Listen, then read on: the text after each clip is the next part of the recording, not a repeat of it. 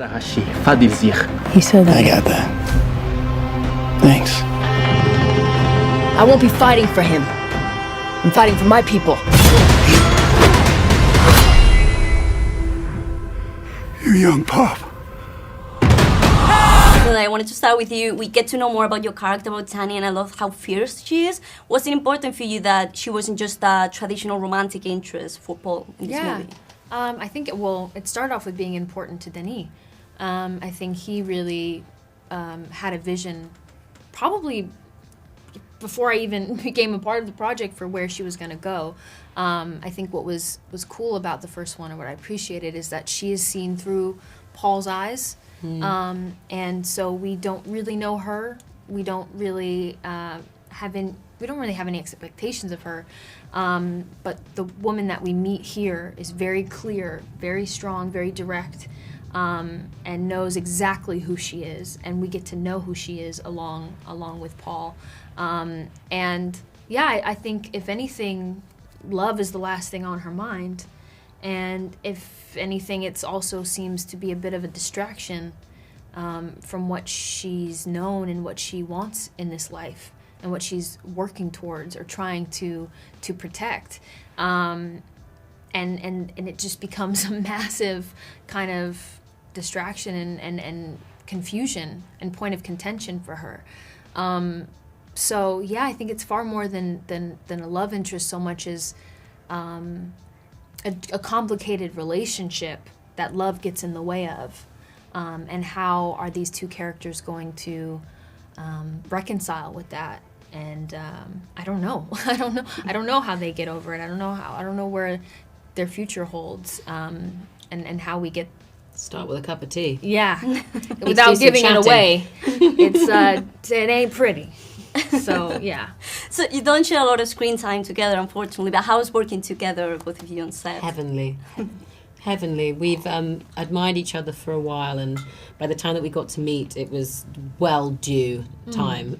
Yes. But yes, we didn't get to act with each other a lot, but it doesn't matter when you work with people that you admire and work with people that you look up to and want to see how they work. It's always a wonderful experience. Well, you always hope that it's a wonderful. In this case, it actually really was, and it just kind of made us excited for the next bit, potentially, whether that's on this storyline or outside of this storyline. And when you get to do press with someone, it just makes you even more eager to watch them how to work again and understand what it would be like to work with them again. So yeah, we've definitely built up quite the appetite after this press tour, because we're just desperate. Yeah, like, come on. Yeah. Somebody write us something.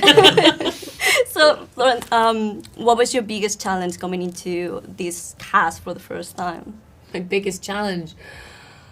Not to muck it up. No pressure. No pressure. Biggest challenge? There isn't a biggest challenge when you're given the best gift, which is to work with people that are brilliant. The biggest challenge is making sure that you are up to speed with their brilliance and that you match exactly what enticed you about the first movie, which, for any actor that admires at least one person on set, it's always a big ask to make sure that you keep your cool. But when everybody on set is amazing, not only are you trying to keep your own cool, but you're making sure that it was the right decision that you were cast. So that's always probably one of the biggest challenges, is keeping yourself calm. But it's amazing working with this level of talent and ambition and skill, because it really does raise the bar for yourself. After, the first movie, a lot of fans thought that Gurney was dead or he died in battle. Did you think that as well, or at which point did you know that you were coming back for the sequel?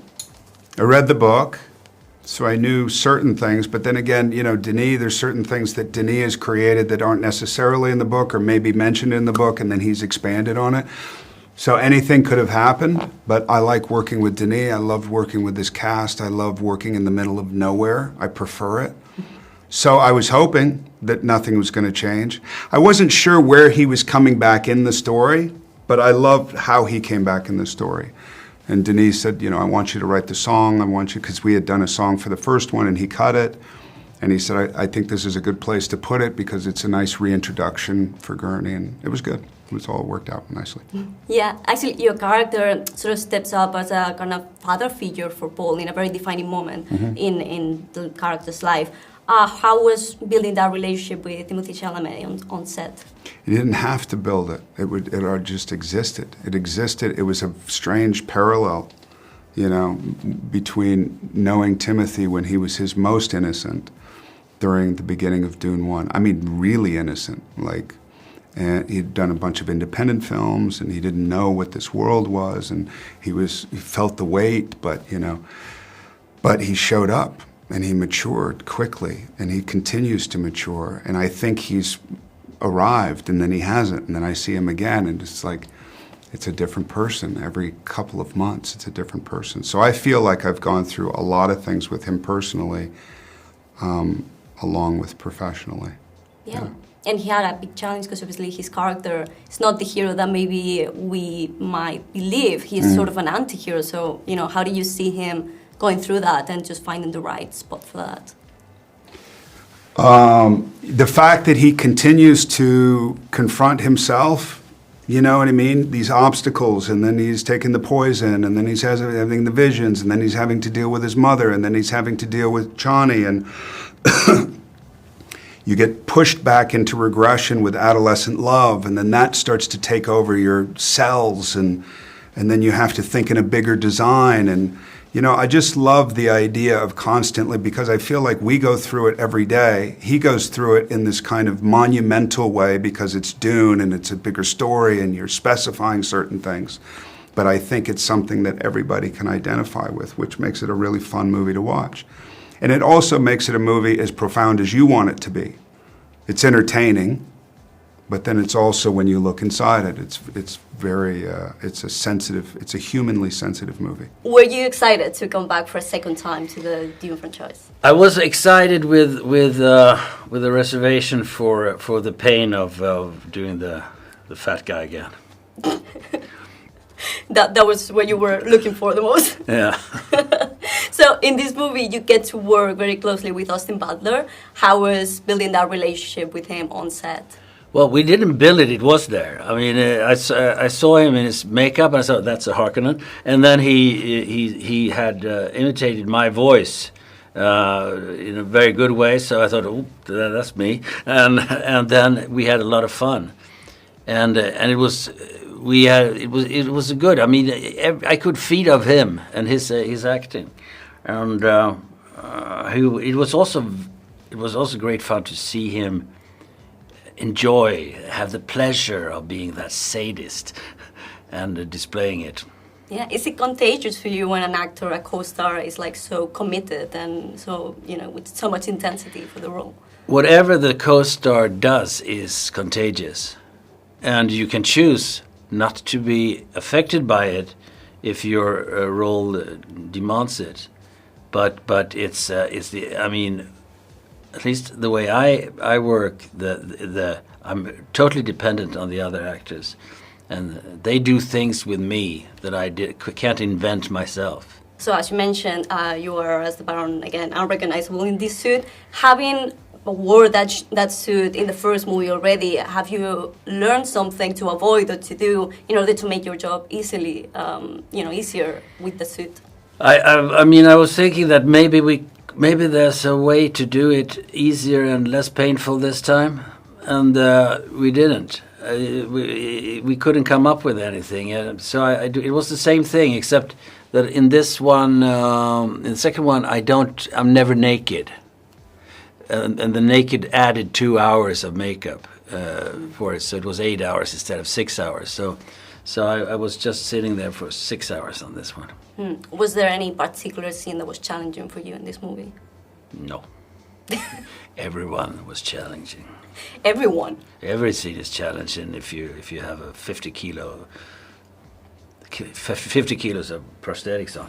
So with new cast additions and more action sequences, how was the experience of this movie, of making this movie different for you?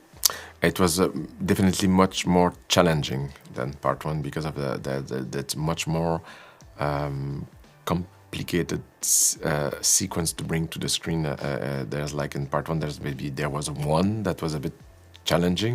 Here there was 6 or 7. It was like a much more ambitious movie, much more technically ambitious. Yeah. By far the biggest challenge that of my life as a filmmaker. Yeah. Could you single out one of those sequences as the most challenging, or the one that you were very worried to get right?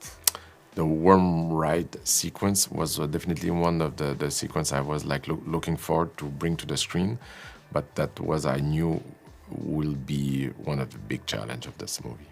Yeah. And I had to done it right, otherwise there will be no movie. Yeah, well, it looks amazing. So congratulations. So it's a very faithful adaptation of the book, but obviously there's some major changes. What's your thought process in deciding what changes to make from the book to the movie? The idea is to try to be faithful to the author as much as possible. To this is intentions, and his poetry, and to make the decisions. All were made out to try to respect Frank Herbert's initial ideas. Yeah, and in particular, why did you decide to change Alia Atreides' storyline? To compress time, to put more pressure on Paul, and to also create an interesting dynamic between Jessica, to increase this idea that the Bene Gesserit have control over their genetic and control over their body, and to be able to have those surreal dialogues that I thought I had never seen in cinema. Everything has been done, but that I had not. I'm sure some but me, I have not seen it yet. So that I was very excited about. Garni is like an amazing fighter, and we see him fighting in this movie again. What's something that fans might not know about preparing and filming this kind of fight scenes? It depends on your age. I think the prep is much more difficult when you're a little bit older. I thought I was ready, but I wasn't. Because he wanted to I didn't know he wanted to do that in one take. So there was a lot of prep that went into it. There was a lot of rehearsal. There was a lot of conditioning. And we have an amazing stunt team. So when I got there, I thought I was ready, and it became very obvious very fast that I wasn't quite there yet. But we got there. Yeah, you did. We got there. So there's an amazing cast in this movie. There's new additions, Florence Pugh, Austin Butler. Who impressed you the most in this movie? I'm not going to single anybody out because I was impressed. I'm impressed by everybody and what they did, and the task that they were given, and them living up to it. You know, personally, Florence and I became fast friends pretty quickly. Austin, I have an incredible respect for. I mean, if you look at the book, basically it's a love letter to everybody. It's me by myself personally, you know, having gone through these experiences, and me reacting to those experiences, not thinking that it would ever end up in a book. It wasn't written for the book. Do you know what I mean? So yeah, Florence, I have huge respect for the work in Dune and the work before. Austin, I'm like off the charts. What I think he did with that role was unbelievable, and I couldn't imagine anybody else in that role. I know a lot of people could have done it, but not like that. Absolutely. So why do you think Dune keeps speaking to audiences over 50 years after its original publication? I don't know, because it was like when I read, you know, Martian Chronicles for the first time, it was a profound experience for me. It was like seeing Apocalypse Now for the first time, or Star Wars for the first time. You know, in cinema or in literature, things just move your world, you know, and when you have somebody as talented as Denis, and you have the technological advancements that we do now, and that can meet somebody's imagination, and it becomes a mirror to us, and we can identify with so many things during it. I don't know, I just think it's a milestone moment. And it's such a movie, it's such a theater movie. You know, I can't imagine watching this on an iPhone for the first time. Like, what a bummer that would be. You know, you want to be consumed by it. You want to be sensorially, like, you know, bowled over by it. You want to think about it days later. You want to think about it weeks later. That's the whole reason why I got into film. It's the whole reason Denis got into film. You know, so the fact that that still exists for a younger generation is essential and amazing to me. There's new actors joining the cast, there's other actors returning. Who impressed you the most on set, like gave you something that brought something that you weren't expecting and you loved? I will say that they all impressed me a lot. I will say that they all were the ones who brought they were my fuel, all the actors, all of them. So I cannot say there's a favorite one. Now, I can say that specifically there's one that was like a new experience for me, something that I had not, that was very singular, is Christopher Walken. Because the way he approached acting is very unique. And for me, it was very interesting to have the chance to work with him.